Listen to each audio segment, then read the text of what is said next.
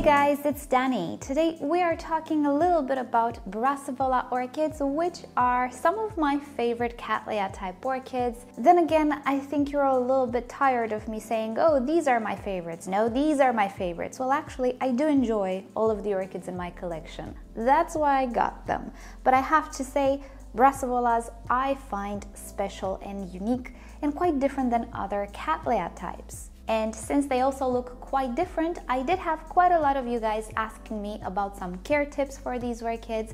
So today I'm just going to talk some general things about Brassavolas, show you a few that are in bloom, my little highlights of this month, give you a few care tips as well. Don't worry, everything is super easy, so if you do end up enjoying this video, don't forget to give it a like, and why not subscribe? I do post 3 times a week.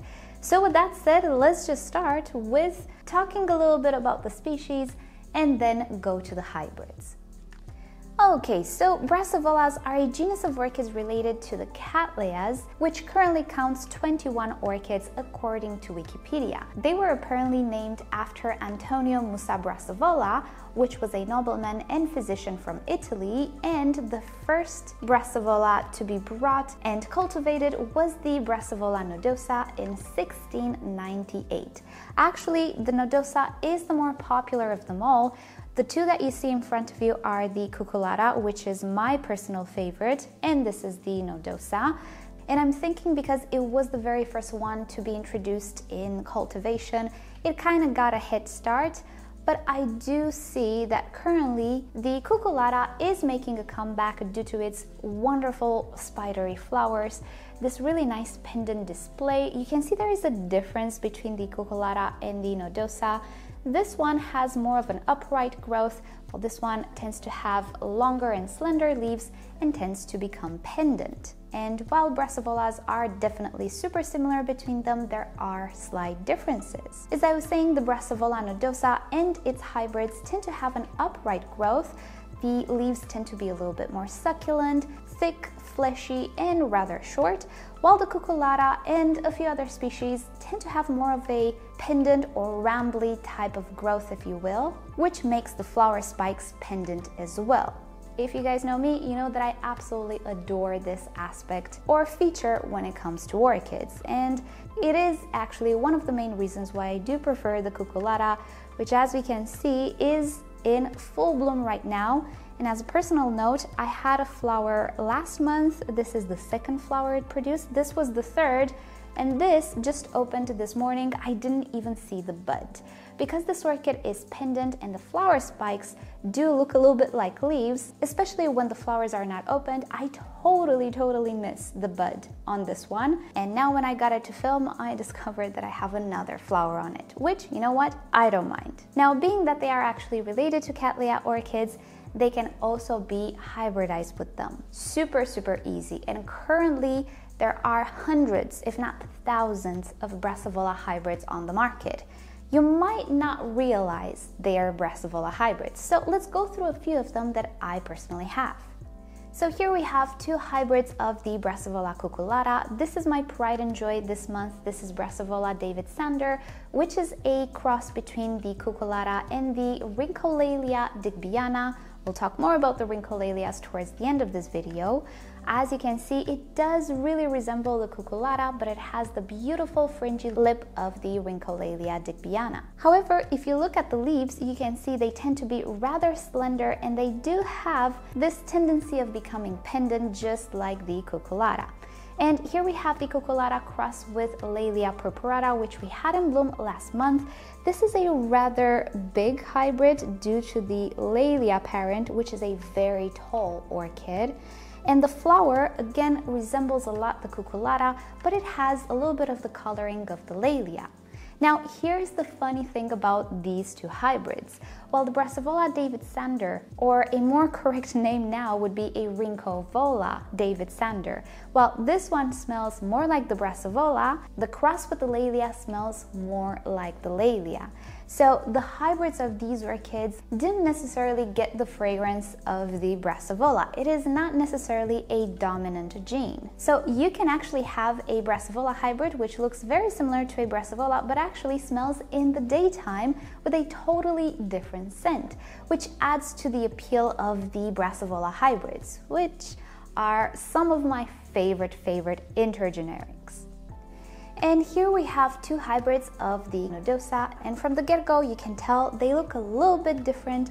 Their leaves don't tend to become pendant, they're not as long, they're a lot more succulent, and the flowers look slightly different. So this one, which we've seen in full bloom last month, is a cross between the nodosa and the purpurata, Laelia purpurata that is, and guess what? This one smells during daytime as well. It is very sweet and does not remind at all of the nodosa, so maybe the Laelia purpurata actually has a dominant gene when it comes to fragrance. And this big girl over here is, I believe at this point, my oldest Brassavola hybrid. This is the Little Stars, which is a nodosa crossed with Chordata. P.S. I think Chordata has been reclassified to Subolifolia or something like that. Oh gosh, taxonomy, right? It can be a little bit of a tongue twister, but anyway, these two hybrids, in my opinion, have quite rounder flowers. They're still a little bit spidery, but the lip is very different in my opinion than that of the Cucullata, which tends to be spidery and elongated as well. Now, the nodosa has some genetic traits that it passes on to its hybrids, which are a little bit different than the Cucullata. So first of all, do you see this dotting pattern on the lip of the Morning Glory? This is the name of the hybrid. Well, that is passed on by the Brassavola, not by the Laelia. The Laelia does not have dots on its lip. I know it's a little bit faded right now, but it used to be a lot more intense. We'll get to this aspect as well. This is actually not the only hybrid that inherits a dotted pattern, a purple dotted pattern actually on the lip from the nodosa. The BC St. André, which is another older hybrid in my collection, displays the exact same pattern. And it is a trait passed on by the Brassavola parent. And if you look at the nodosa, you will see there is no dotted purple pattern on the lip. It's pretty white. Well, it appears that it is a recessive gene, which becomes visible in many, if not all, I'm not sure if all, but many hybrids. Googling pictures of the nodosa on the internet, I did actually find a nodosa which has a few spots on its lip. I'll link to the Blue Nanta website because that's where I saw it, so you can see the slight variation within the species as well. So you can expect Brassavola nodosa hybrids to have quite the nice dotted pattern on their lip. And it doesn't necessarily need to be purple. Depending on the parentage, it can be any other color, but the dots are there. And I'm going to show you some other orchids as well. Now, the downside to this trait is that it does not really last. Once the flower ages a little bit, this pattern, as you can see, becomes paler and paler. And this is not the only hybrid which displays this trait. The St. André does that as well, much more noticeable actually. And I'm sure there are other hybrids which display this fading of colors. And here we have two more Brassavola hybrids, which, by the looks of things, they don't really look like a Brassavola, don't they? Well, yeah, they are actually very complex intergeneric hybrids, but they do have a Brassavola in their parentage, and that shows. First off, here we have the Brassocattanthe Sun Mei Gold, which, genetically speaking, is a soup of former Laelias plus the Brassavola nodosa. And what do you know? We have dots. And if you look at the pictures with their parentage, you will see that the species actually don't have dots. The direct parent which has the dots is the Brassocattleya Richard Muller, which has, of course, the nodosa in its parentage that passed on the dotted pattern. And this right here, which sadly is just going out of bloom right now, we had her in bloom about 2 months ago. This is the Procatavola Golden Peacock, which has the nodosa, a former Laelia, and a Prosticea vitellina in its parentage. If you look at the former Laelia Milleri and the vitellina, you will see there are no dots. And even though you do not really see any dots at the moment on the flowers, trust me, when they open, they do have some dots, which are passed on by the nodosa parent. But as the flower ages, do you see the dots disappear as well, and the lip becomes a little bit lighter in color, Well, due to the orange parentage, the color doesn't necessarily fade to white as it were if this was a primary hybrid. Still though, the flowers do undergo transformation, and in this case, it's not necessarily the most ideal transformation because they lose features. Well, that's all a trait of the nodosa. The nodosa gives the spots and the nodosa takes them away. How about that? As I was saying, there might be more hybrids than you realize out there because at some point these orchids went so complex that somewhere in the very far parentage you will find a Brassavola, but because there are other hybrids involved, that heritage is almost completely lost. So something like this might actually have some parentage that involves Brassavolas, but it is so far away that there is absolutely no trait of the Brassavola left. And when I say complex and far away parentage, I mean a species crossed with a species resulting in a hybrid, that hybrid crossed with another hybrid resulting in another hybrid, that hybrid crossed with another hybrid that maybe has nothing to do with Brassavolas, and so on and so forth for 10, 15, 20 generations or more. There are so many complex Cattleya hybrids that some absolutely have no more Brassavola trait at all, even if they do have a 5%, let's say, Brassavola heritage in them. Now, a special type of Brassavola is the Rhyncholaelia. And as far as my knowledge goes, there are only 2 orchids in this genus, and I have both of them. This is the digbyana and this is the glauca. So far, I managed to bloom the glauca. You'll have some images on the screen. Not long ago, these were considered Brassavolas as well. And sure enough, they are related to the Cattleyas, so they can be crossed together with Cattleyas, Lelias, and also Brassavolas. So that's why some hybrids still have an old name of Brassavola Jiminy Cricket or Brassavola David Sander, when in fact nowadays it is called Rhynchovola. And well, that's simply because these guys, which used to be Brassavolas, are now Rhyncholaelias. What to do? It is what it is. To be honest though, they do look fairly different than all Brassavolas that I know of. They look a lot more similar to Cattleyas, but guess what? These guys are nighttime fragrant as well, and they smell very similar to Brassavolas. A little stronger, I would say. So if you will, they're a mixture of the Brassavola and the Cattleya, but they are species. This is how you will find them in nature as well. They haven't been obtained by us. So now that we know a little bit more about Brassavolas, how do we go about caring for these orchids? Well, you're in luck, and that's why I left this section for last. It's actually pretty easy. They take almost the exact same care as most other Cattleyas. And if you're new to orchids generally, I'll link you down below to my really detailed Cattleya care tutorial where I talk about cultural needs, repottings, fertilizer, and all of the things related.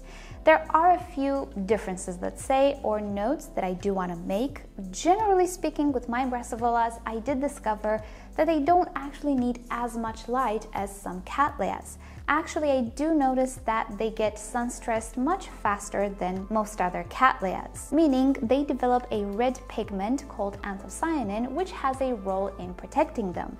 Now, if you see your Brassavola having a lot of red pigment, it doesn't mean you are burning it. That red pigment does not mean you sunburned your orchid. It does, however, mean you are giving quite bright light and the orchid feels the need to try and protect itself, which is fine. Some orchids will actually bloom much better in these conditions, but it's also an indication that you can pipe down a little bit on the sun and make sure you're not overdoing it more than that level, because you are at risk of burning your orchid.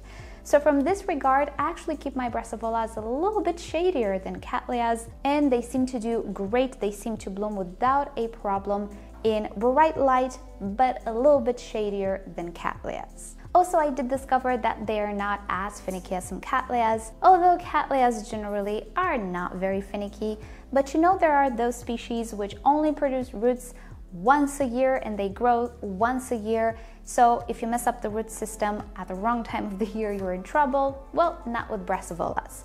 They do tend to bloom once a year for me, or twice, and this happens mostly in the warm season, but they do seem to grow roots and even new growths pretty much throughout the year. It helps that I do have a warmer climate, so the temperature helps, as much as you can keep these orchids warm, that's what you should aim for because they do grow much better in warmth. But I never noticed they are finicky with root growth and things of the sorts. Actually, I put my Brassavolas through a lot of stress throughout these years, and they came out with flying colors. I even unmounted a very attached Brassavola, the little stars, when I received it, and I know there were many viewers who cringed so much at that video, but the orchid wasn't even set back, to be honest, after that whole experience. So I would have to say that these guys are tough as nails when it comes to Cattleya standards. They are super heat tolerant, but they do just as good in normal home warm conditions, bright light, normal watering, water them when they're dry, normal fertilizing regime. They really are a no headache orchid,